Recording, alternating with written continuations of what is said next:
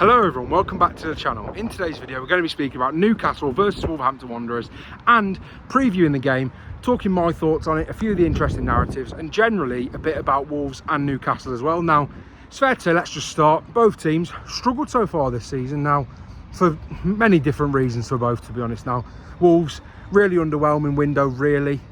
Did okay towards the end of deadline day really and managed to get a few through the door. I think Arokadare top signing.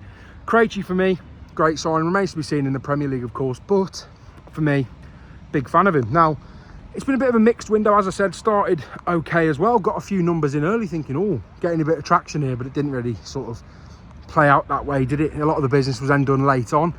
I do think it's a really interesting tie for a few reasons. Of course, Newcastle this season so far, as I've said, struggled. 2 points so far on the board and generally not looked anywhere near the team they were last season. Of course, they looked really good for the last, I'd say, probably half an hour against Liverpool. Ultimately, when they went down to 10 men, which is, for them and for their fans, probably ultimately disappointing, if we're being completely honest, and generally quite underwhelming. Now, in terms of a sort of fixture, it could be an underwhelming one as well. But the reason Newcastle have been poor, of course, not the main reason. There's no excuses for their performances, but ultimately, you know, the Isak stuff has massively affected them. Whether they say it has or hasn't, it massively sort of has, in my opinion. And I think in everyone else's really. Now, in terms of the actual sort of makeup of the side, not sure who'll be playing up front. I will make a prediction for that game, of course. But I think for Newcastle, it's more than likely going to be Wissa, probably, to be honest. And he's a player that, again, don't get me wrong, he's nowhere near sort of Isak's level, but he's a real threat and has always been a threat against Wolves. Has always been a threat against most sides, to be honest. 20 goals in the league last season as well, and generally, you know, no penalties, by the way, which in itself, finding bagsmen like that these days, for the fee, 29 years old, about 55 mil, is it good business? Premier League proven goal scorer. I think you could do far worse. Now, in terms of sort of for Newcastle, makes it interesting because Nick Woltemade, what happens with him? Now, a lot of money. He's coming for a lot of money. Is he worth that money? That sort of, you know, remains to be seen. I'm a big fan of Woltemade, to be honest, and you know me, I love a sort of target man. I love a striker that's, you know, more traditional, and of course he has got that sort of silkiness about him, which not a lot of players of his height do. But is it going to work for Newcastle? Will he play? I don't think so.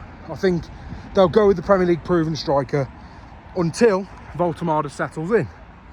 Now, in terms of a sort of an interesting narrative, now of course Jurgen Larsson was meant to go to Newcastle, ultimately didn't. He wanted to go. It's come out today in the Express and Star that they offered him 110k and the deal was agreed, which is crazy in itself personally. Obviously he's on 75 reported at Wolves anyway.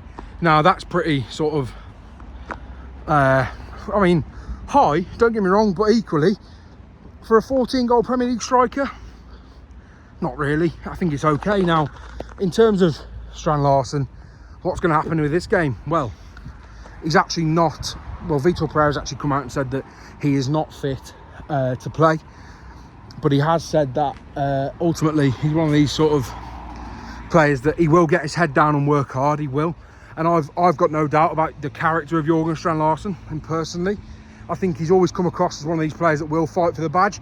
He's one of the few in this Wolves squad that will fight for the badge, in my opinion. And don't get me wrong, we're still fighters. Andre's a fighter. Joao Gomez is a fighter. We've seen fighters, but Jurgen Strand Larsen is a different breed when it comes to that, and he will fight for the badge. Not in this game, of course, as I've said, but he's one of them players that I don't think will let this affect him too much. I think, especially now that Newcastle have moved on, ultimately brought in 2 number 9s in the summer, and I do think that that's probably that done. Now, in terms of Wolves' squad, I'm going to give you my prediction. Obviously, these are more sort of vlog style videos, so there may not be as many graphics, but in terms of my prediction just on video, I will go for Jose Sarr in goal. I think the back three is interesting. I would personally go Doherty, Krejci, Totti, but I don't see him dropping Agbadou, despite how bad Agbadou has been this season. I still think that he's got that loyalty to players, and we'll just, we'll discuss that as we get further into the team. But I do think, in terms of a player, I think he'll keep Agbadou in there. So in terms of what Vitor will do, I think it'll be Jose Sarr. I think it'll be Agbadou, Krejci, Totti, I hope. The wing backs is interesting. I think Tachua and Hugo Bueno have got those positions locked down for now. It looks like, anyway. Of course, Muller-Wolfer may be better in this game, in a more physical sort of environment away from home. I think you could make a case for that, despite not really seeing the best out of him yet, or anywhere near the best out of him. Of course, not really had the time to adapt to the league either. I do think that could be an interesting thing we could see, but I don't think it'll happen. And then in midfield, anything other than João Gomez and Andre, for me, gets killed at Newcastle away, personally. I think when you look at that midfield, that is the strongest part of this Newcastle side by some distance. You could argue, even when Isak was there, that was probably the strongest part of the team. That Tonali, Bruno Guimaraes, Joe Linton midfield is brilliant. And of course, the players that they can bring in there as well, Jacob Ramsey. There's a lot of quality in and around that squad, and I wouldn't be surprised if Ramsey started this game, to be honest. I don't know what the situation is with Joe Linton, but he has picked up an injury recently, obviously against Liverpool, didn't go to internationals as well, so that could be, quite telling. But for me, I think that'll be, that's got to be Wolves' midfield. Andre and João Gomez going into this game without a shadow of a doubt. You could say that for the whole season. Then the front three is really interesting. For me, I'd probably go Arias, just because I think he needs a big game. He needs a performance, and I think Wolves fans need to see a performance out of Jean Arias, and I think they will want to see it soon, without sounding too impatient, because he has got a lot of adapting to do. I do think we will see something around Jean Arias soon. I think you'll see a real spark, a performance, something that lights up the stadium, and I do think Jean Arias will be playing this game off the left-hand side. Off the right-hand side, I would love to see Fer Lopez, but as I've said, I've been calling for Fer Lopez since the start of the season, really. Obviously not because I'm anti-Manetzi, really, but because Fer Lopez is shown when he's got the ball and when he's sort of had performances and had minutes, he's looked sharp, and obviously gets an assist for the under-21 Spanish squad the other day. So I'd love to see him start, but in a game, as I've said, this is the type of game Marshall Manetzi gets thrown into. Typically, he gets thrown into the Manchester Cities, the Liverpools, the physically demanding teams, the teams where Wolves are going to need runners. They're going to need power. They're going to need physicality. And as I've said, against that midfield three, if it is to be the Newcastle's quote unquote best midfield three, I just don't see a way in which Marshall Manetzi doesn't start this game off the right hand side, as unfortunate as that may seem to some people. And then ultimately through the middle, I think, and I'm very confident that we will see Hwang, which is not the best.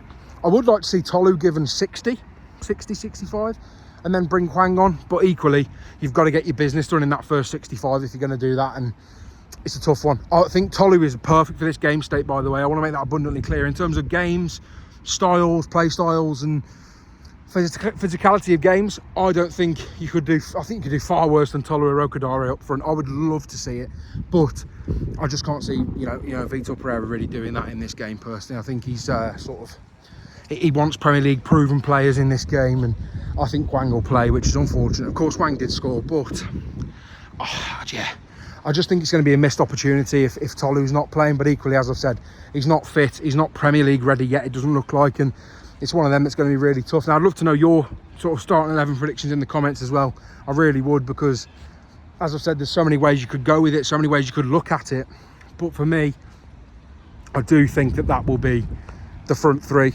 Then, obviously, I think you'll probably see Fer Lopez come off the bench. I think you'll see Tolu or Hwang come off the bench, depending on who starts. Strand Larsen's not going to be in this squad, I don't believe, but I do think that'll be a really interesting one as well to see, to be honest. And I do think there's a few players that Wolves could ultimately sub on, and maybe a few game changes. Obviously, there's not that much quality in the squad, which is my issue. Hence the reason we'll be starting Tolu as well. I think it's a big chance for him, but as I've said, fitness, physicality, intensity, it takes a lot to adapt to that, to be honest. And I do think it's going to be a really interesting one. Now, in terms of Newcastle, as I've said, not started the season well. I think they'll be well up for it. They're going to have to be. They need points on the board, especially if they are going to be seen as one of these top teams, and have had a good window. I think think they've had a good window generally, considering the circumstances anyway. So I do think Newcastle are going to want to get 3 points on the board. They'll have 5 points out of 4 games, which you could do far worse than, to be honest. But I would like to see Wolves, you know, go there and put a real sort of performance in. But it's going to be a tough ask against a really, really physical, intense, just, I mean, everything, you know, you really need to be a top side these days. Newcastle have got, really. So it is going to be a concerning one. It is going to be a pretty stressful one, I'd say. It's going to be one of them that is by no means easy, but I do think if a team could go there, cause an upset, I'd love for it to be Wolves, of course I would, and I think many of you would as well. So let me know what you think about the game. Let me know what you think the score will be. Let me know what you think the team will be. Let me know which players you think are the best equipped to hurt Newcastle. I do think if Wolves come in that midfield battle, not easy whatsoever, but if they can, I think they've got a real chance. And I know Wolves haven't won there until, well, since 2018, I believe. But records are made to be broken, aren't they? And I do think if I had to give a score prediction, as I always do in these videos, I would probably going to go, I never like to predict Wolves to lose, but I'll go over 1-1 draw. Why not? I'll go over 1-1 draw as a sort of optimistic prediction, hopeful prediction as well. Yeah, do you know what? I'm going to stick it at 1-1. Let me know your predictions in the comments. If you haven't already, like the video, subscribe to the channel, and hopefully I'll see you after the Wolves game.